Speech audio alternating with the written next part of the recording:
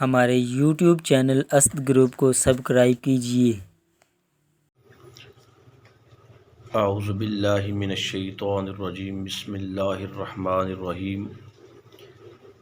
اللہم صلی علی سیدنا و مولانا محمد وعلی آلہ وصحابہ وبارک وسلم وصلی علیہ۔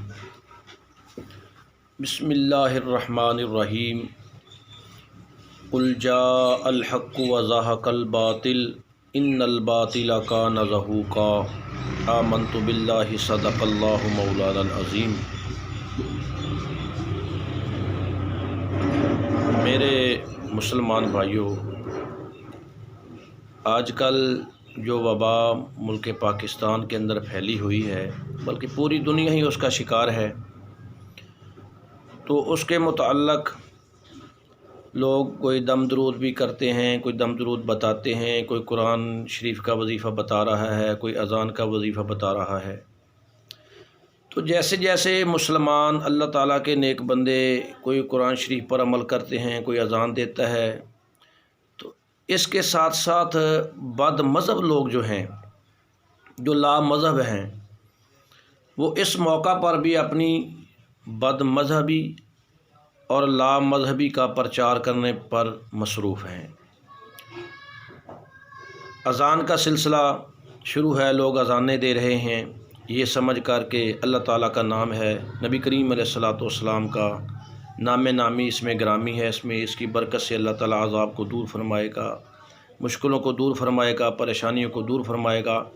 تو ساتھ ہی ساتھ انہوں دوستوں نے بھی یہ شروع کر دیا کہ جناب یہ ثابت نہیں ہے، یہ اذانوں کا سلسلہ بدعت ہے، یہ جناب علی سنت سے ثابت نہیں ہے۔ میرے دوست ہیں بھائی محمد عرفان صاحب، ہمارے عزیز ہیں، سعودی عرب میں رہتے ہیں، انہوں نے بھی مجھے ایک مولوی صاحب کا کلپ بھیجا اور ساتھ ہی کہا کہ یہ ہمارے گروپ میں شامل ہیں، جو کہ لگتا ہے اہل حدیث ہیں، اور وہ مولوی صاحب ہاتھ میں موبائل پکڑ کر اس سے دیکھ کر پڑھ کر بتا رہے تھے حضرت انس رضی اللہ تعالیٰ عنہ والی حدیث کہ سرکار کا فرمان ہے، اگر کسی جگہ پر کسی گاؤں میں وبا پھیل جائے تو وہاں پر اذان دینے سے وبا دور ہو جاتی ہے، اور اعلیٰ حضرت رحمۃ اللہ علیہ کا بھی نام لے کر فرما رہے تھے، ان کے ملفوظات پڑھ رہے تھے کہ وہ کہتے ہیں یہ اس کی برکت سے وبا دور ہو جائے گی۔ تو اس پر انہوں نے جناب علی جرا کی کہ یہ حدیث ضعیف ہے، یہ حدیث ضعیف ہے، ضعیف حدیث سے اعمال ثابت نہیں ہوتے، ضعیف حدیث سے استدلال نہیں ہوتا۔ تو میرے بھائی نے مجھے بھیجا اور کہا کہ جناب اس کا جواب بھی بھیجو، تو اس لیے میں اپنے بھائی کے لیے جواب بھیج رہا ہوں، دیگر ساتھی بھی جن کا کوئی فائدہ ہو جائے۔ جواباً عرض ہے کہ وہ اگر بھائی اہل حدیث ہے جو آپ نے بتایا ہے، تو پہلی بات ہے کہ یا تو لا علمی کی بنا پر اس نے کہا ہے کہ یہ حدیث ضعیف ہے، یا پھر علم ہونے کے باوجود اپنی بدعقیدگی کو ظاہر کرنے کے لیے، جیسے ان کا ہمیشہ پر یہ بات رہتا ہے کہ اصول سے ہٹ جاتے ہیں، نام اہل حدیث ہونے کے لیتا، لیکن ان کو حدیث کا پتہ نہیں ہوتا کہ جناب علی اس حدیث کے بارے میں کیا حکم ہے۔ موصوف کو اتنا بھی پتہ نہیں، یا غالباً پتہ ہوگا تو جان بوجھ کر چھپایا کہ ضعیف حدیث کے بارے میں علماء کیا کہتے ہیں، محدثین کا کیا طریقہ کار ہے۔ تو میں اتمام حجت کے لیے اس کو دوسروں کے نہیں بلکہ ان کے اپنے بزرگوں کے حوالے دینا چاہتا ہوں کہ ضعیف حدیث کے بارے میں ان کے اپنے بزرگ کیا کہتے ہیں۔ یہ ہے میرے ہاتھ میں فتاویٰ ثنائیہ، یہ انہی کے بہت بڑے مناظر ہوئے ہیں، مولوی ثناء اللہ امرتسری، اور ثناء اللہ امرتسری ان کے ایسے بزرگ ہوئے ہیں جن کے بارے میں ان کے اپنے ہی بزرگ بہت بڑے عالم ہوئے ہیں، جن کا نام تھا احسان علیہ ظہیر صاحب۔ انہوں نے کہا کہ میرا شیخ الاسلام، یہ وہابیوں کے جو احسان علیہ ظہیر ہیں، احسان علیہ ظہیر کی یہ شیخ الاسلام ہے، فتاویٰ ثنائیہ والی ہے۔ تو وہ فتاویٰ ثنائیہ جلد اس کی دوسری ہے، صفحہ نمبر اس کا 76 ہے۔ سوال ہوتا ہے فتاویٰ ثنائیہ کے اندر، سوال ضعیف حدیث کا معنی کیا ہے؟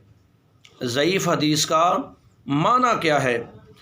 ضعیف حدیث پر عمل کرنا جائز ہے یا نہیں؟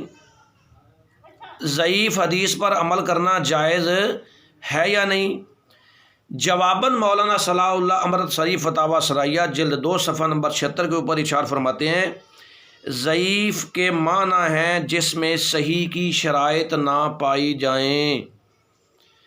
ضعیف کے معنی ہیں جس میں صحیح کی شرائط نہ پائی جائیں، وہ کئی قسم کی ہوتی ہے، اگر اس کے مقابل میں صحیح حدیث نہیں تو اس پر عمل کرنا جائز ہے۔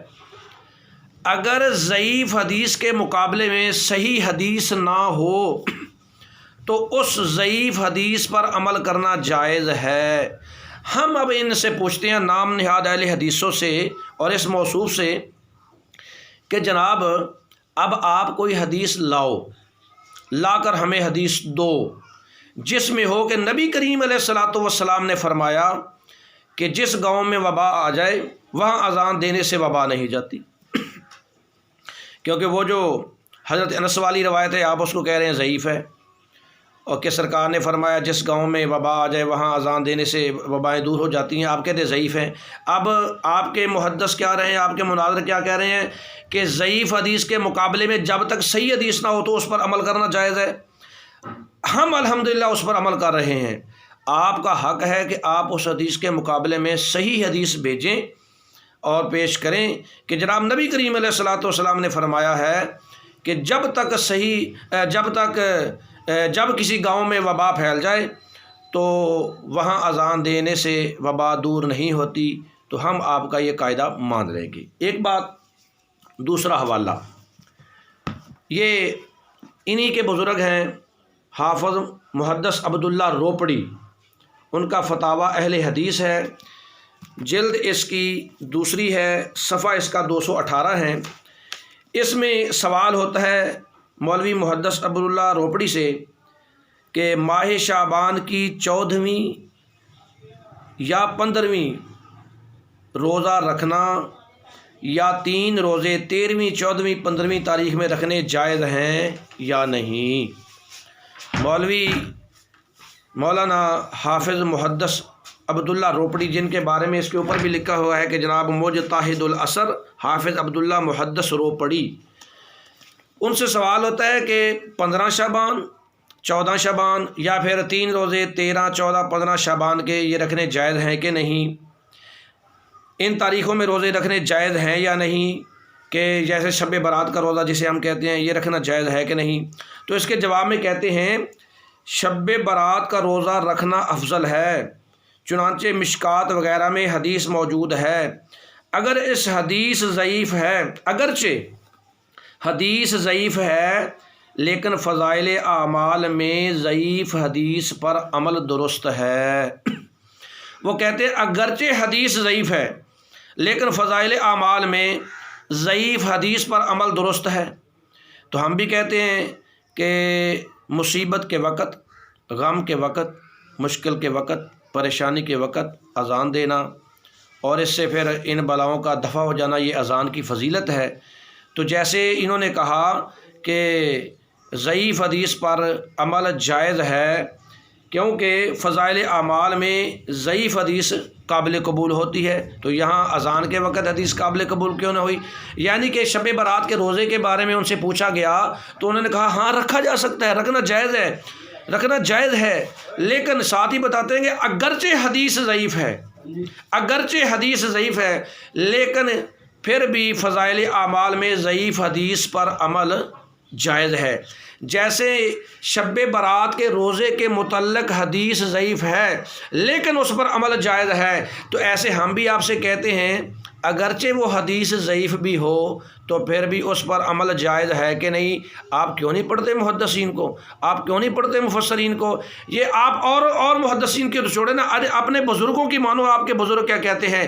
آپ نے پڑھا نہیں محدثین کو؟ محدثین کا ضابطہ کیا ہے کہ جب 2-4 حدیثیں ضعیف بھی آ جائیں تو وہ حدیث مل کر حسن بن جاتی ہے۔ یہ تو ایک الگ بات ہے، ہم دوسرے محدثین کی بات ہی نہیں کرتے، لیکن ہم تو یہ کہتے ہیں کہ دیکھو آپ ہی کے بزرگ کیا کہتے ہیں۔ یہ آپ تیسرا حوالہ بھی لے لیجئے، یہ میرے ہاتھ میں ہے، فتاویٰ نظیریہ، جلد اس کی پہلی ہے۔ یہ میاں نذیر حسین دہلوی ہیں جن کو شیخ الکل کہتے ہیں۔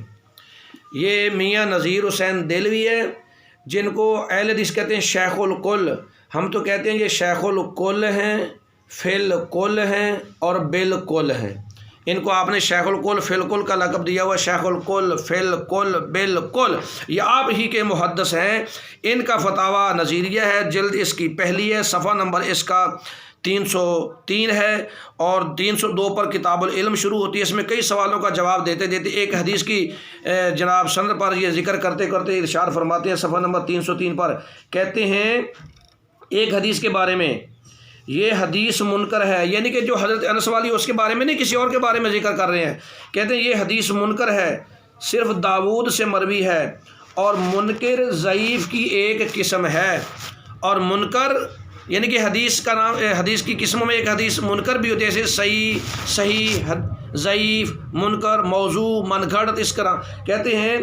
اور منکر ضعیف کی ایک قسم ہے، اور حدیث ضعیف فضائل اعمال میں مقبول ہے، اور حدیث ضعیف فضائل میں مقبول ہے، یعنی کہ آپ ہی کے جتنے بزرگ گزرے ہیں، محدث گزرے ہیں، وہ کہتے ہیں کہ ضعیف حدیث فضائل میں مقبول ہے۔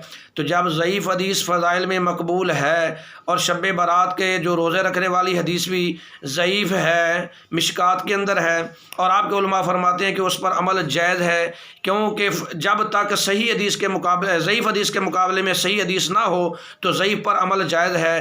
تو اتنے آپ کے بزرگوں کے اتمام حجت کے لیے میں نے حوالے دیے ہیں، اور بھی انشاءاللہ بڑے حوالے ہیں۔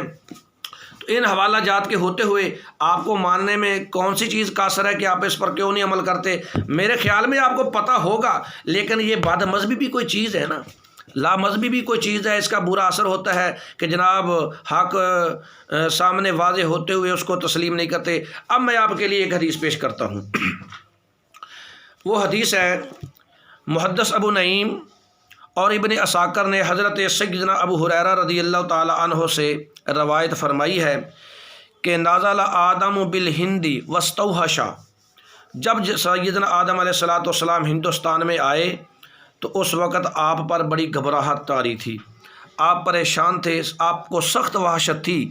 فنازل جبریل فنادا بالاذان، پھر جبریل آئے اور اذان دی، پھر جبریل امین آئے اور اذان دی۔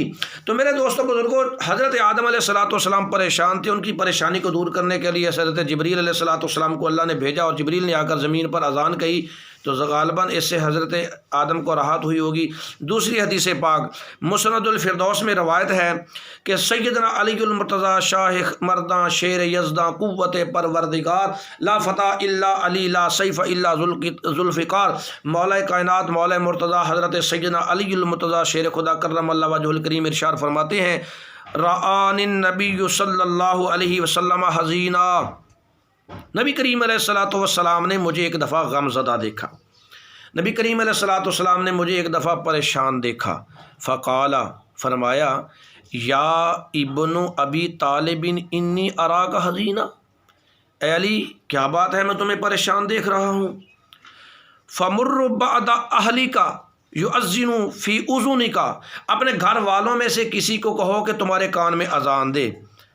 در الہم، فرمایا اس سے غم دور ہو جاتے ہیں، اس سے غم دور ہو جاتے ہیں، دور الہمی، اس سے غم دور ہو جاتے ہیں۔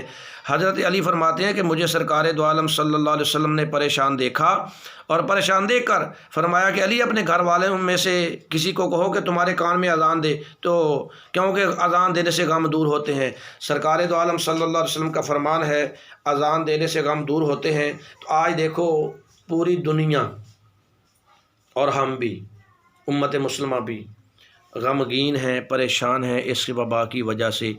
تو اگر کوئی مسلمان نبی کریم علیہ السلام کے اس فرمان پر عمل کرتے ہوئے غموں کو دور کرنے کے لیے، اللہ سے معافی مانگنے کے لیے وہ اذانیں دیتا ہے کہ اللہ تعالیٰ اس کی برکت سے ہمارے غم دور فرمائے، ہماری پریشانیاں دور فرمائے، ہماری مشکلیں دور فرمائے، تو آپ حضرات کو کیا تکلیف ہے؟ آپ حضرات کو کیا تکلیف ہے؟ اب آپ کہیں کہ یہ حدیثیں بھی ضعیف ہیں، تو چلو مان لو ضعیف ہے، لیکن میں کہتا ہوں جو محدثین کا ضابطہ ہے کہ 2-4 حدیثیں اگر ضعیف آ جائیں تو مل کر حدیث حسن بن جاتی ہے، یہ قاعدہ کلیہ کدھر جائے گا؟ پھر کیا ضعیف حدیث سے استحباب مستحب ثابت ہوتا کہ نہیں؟ ہم اذان دینا اس طرح کا جو عمل ہے، اس کو ہم کون سا فرض سمجھتے ہیں؟ ہم کہتے ہیں کہ جناب فرض ہے، نہ دو گے تو گناہ ہے، واجب ہے، چھوڑ دو گے تو گمراہ ہو جائے گے۔ یہ ایک مستحب عمل ہے جس کے کرنے کا ثواب ہے، نہ کرنے کا گناہ نہیں ہے۔ اگر کوئی اذانیں دیتا ہے اور اس کی برکت سے اللہ تعالیٰ غم دور فرما دے تو آپ حضرات کو کیا تکلیف ہے؟ تو میرے عزیز دوستوں بزرگوں، میرے بھائیوں، یہ حضرات جو ہیں ان کا کام ہی ایسا ہے کہ صحیح کو غلط کرنا اور غلط کر کے دکھانا، اپنی دکانداریاں چمکانا۔ دیکھو اللہ کا نام ہے، اس میں مصطفیٰ کریم صلی اللہ علیہ وسلم کا نام ہے۔ مولا مرتضیٰ سیدنا علی المرتضیٰ شیر خدا کرم اللہ وجہ الکریم کو سرکار نے فرمایا اذان سے غم دور ہوتے ہیں، اذان سے پریشانیاں دور ہوتی ہیں۔ تو اگر ایسی بات ہے اس سے غم دور ہوتے ہیں تو آپ کو کون سی تکلیف ہے؟ تو آپ لائیں نہ کوئی ایسی حدیث، لائیں کوئی ایسی حدیث جو ان حدیثوں کے مقابلے میں ہو، کہ نبی کریم علیہ الصلوۃ والسلام نے فرمایا ہو اگر کسی کو غم پریشانی ہو اذان دینے سے دور نہیں ہوتی۔ ہم نے تو حدیث پڑھی ہے نا کہ مولا حضرت علی کو جناب علی پریشانی ہوئی تو سرکار نے کہا ان کے اپنے کان میں کسی سے اذان کہلواؤ، اپنے کان میں کسی سے اذان کہلواؤ۔ اب آپ اس کے مقابلے میں حدیث لاؤ کہ سرکار نے فرمایا ہو کہ نہیں کوئی پریشان ہو اذان دینے سے پریشانی دور نہیں ہوتی۔ اور حضرت انس والی وہ جو روایت ہے کہ جس جگہ وبا پھیل جائے وہاں اذان دینے سے وبائیں دور ہوتی ہیں، اس کے مقابلے میں حدیث لاؤ جو محدثین کا ضابطہ ہے کہ جب تک ضعیف حدیث کے مقابلے میں صحیح نہ ہو تو ضعیف حدیث قابل عمل ہوتی ہے۔ اب آپ صحیح حدیث لے کر آئیں کہ نبی کریم علیہ الصلوۃ والسلام نے فرمایا ہے کہ جناب جس جگہ پر وبا پھیل جائے تو اذان دینے سے بھی وبا جاتی نہیں ہے۔ ہم تو یہ کہتے ہیں اللہ کا نام لینے سے، نبی پاک کا نام لینے سے، قرآن پاک پڑھنے سے، اللہ کا ذکر کرنے سے وبائیں دور ہوتی ہیں، مشکلیں دور ہوتی ہیں، پریشانی دور ہوتی ہیں، اللہ کا عذاب دور ہوتا ہے۔ اور میں آپ کی تسلی کے لیے ایک حدیث پاک بھی پڑھ دیتا ہوں، مسند احمد کے اندر بھی ہے، اسی طرح اور کتابوں میں بھی ہے کہ نبی کریم علیہ الصلوۃ والسلام کے صحابہ فرماتے ہیں کہ نبی کریم علیہ الصلوۃ والسلام حضرت سعد بن معاذ رضی اللہ تعالی عنہ کے جنازے میں شامل ہوئے، ہم بھی سرکار کے ساتھ شامل ہوئے، پھر ان کے دفن میں گئے۔ جب دفنا دیا گیا، قبر پر مٹی ڈال دی گئی تو نبی کریم علیہ الصلوۃ والسلام نے پڑھنا شروع کر دیا، تسبیح پڑھنی شروع کر دی، سبحان اللہ سبحان اللہ سبحان اللہ۔ ہم نے بھی سرکار کے ساتھ تسبیح پڑھنی شروع کر دی، پھر نبی کریم علیہ الصلوۃ والسلام نے تکبیر پڑھنی شروع کر دی، ہم نے بھی سرکار کے ساتھ تکبیر پڑھنی شروع کر دی۔ تو اس کے بعد نبی کریم علیہ الصلوۃ والسلام کی بارگاہ میں صحابہ نے عرض کیا یا رسول اللہ صلی اللہ علیہ وسلم، آپ نے تو آج پہلے تسبیح پڑھی پھر تکبیر پڑھی، اس کی کیا وجہ تھی؟ تو نبی کریم علیہ الصلوۃ والسلام نے فرمایا اس نیک بندے پر قبر تنگ ہو گئی تھی، اللہ تعالیٰ نے ہمارے پڑھنے سے اس کی قبر کو فراخ کر دیا ہے، اللہ تعالیٰ نے ہمارے پڑھنے سے اس کی قبر کو فراخ کر دیا ہے۔ پتہ چلا کلمات طیبات کی برکت سے، اللہ کا نام لینے سے، اللہ کی حمد کرنے سے اللہ عذاب کو دور فرماتا ہے۔ جب عذاب قبر اللہ کا نام لینے سے دور ہوتا ہے تو عذاب دنیا اللہ تعالیٰ کیوں نہ دور فرمائے گا؟ عذاب قبر اللہ کے نام کی برکت سے دور ہوتا ہے، اور عذاب دنیا اللہ تعالیٰ کیوں نہ دور فرمائے گا؟ یہ دنیا کی وبائیں، دنیا کی مصیبتیں، دنیا کی پریشانیاں، دنیا کی غم اللہ تعالیٰ اپنے نام کی برکت سے دور فرما دیتا ہے۔ تو اذان میں اللہ کا بھی نام ہے، نبی کریم علیہ الصلوۃ والسلام کا بھی نام ہے، اللہ کا بھی ذکر ہے، مصطفیٰ پیارے کا بھی ذکر ہے۔ تو اس کی برکت سے جیسے اللہ کا نام لینے کی برکت سے، تکبیر کرنے سے، تسبیح پڑھنے سے، اللہ تعالیٰ کے نام کی برکت سے حضرت معاذ کی قبر پر آسانی ہو گئی، ان کی قبر فراخ ہو گئی، ان کی قبر وسیع و عریض ہو گئی، اللہ تعالیٰ نے ان کی تنگی دور فرما دی۔ تو الحمدللہ آج دنیا میں بھی اللہ کا نام لینے سے، اللہ کا ذکر کرنے سے اللہ وباؤں کو دور فرمائے گا، اللہ مصیبتوں کو دور فرمائے گا۔ لاؤ کوئی ایسی حدیث کہ اللہ کا نام لینے سے، قرآن پڑھنے سے، اذان پڑھنے سے اللہ وبائیں دور نہیں فرماتا، تو ہم ماننے کے لیے تیار ہیں۔ اللہ کریم کی بارگاہ میں دعا ہے اللہ حق بات کو سمجھنے کی توفیق عطا فرمائے۔ والسلام۔ ہمارے یوٹیوب چینل اسد گروپ کو سبسکرائب کیجیے اور بیل آئیکن گھنٹی کے بٹن کو دبائیے۔ ہمارے یوٹیوب چینل اسد گروپ کو سبسکرائب کیجیے۔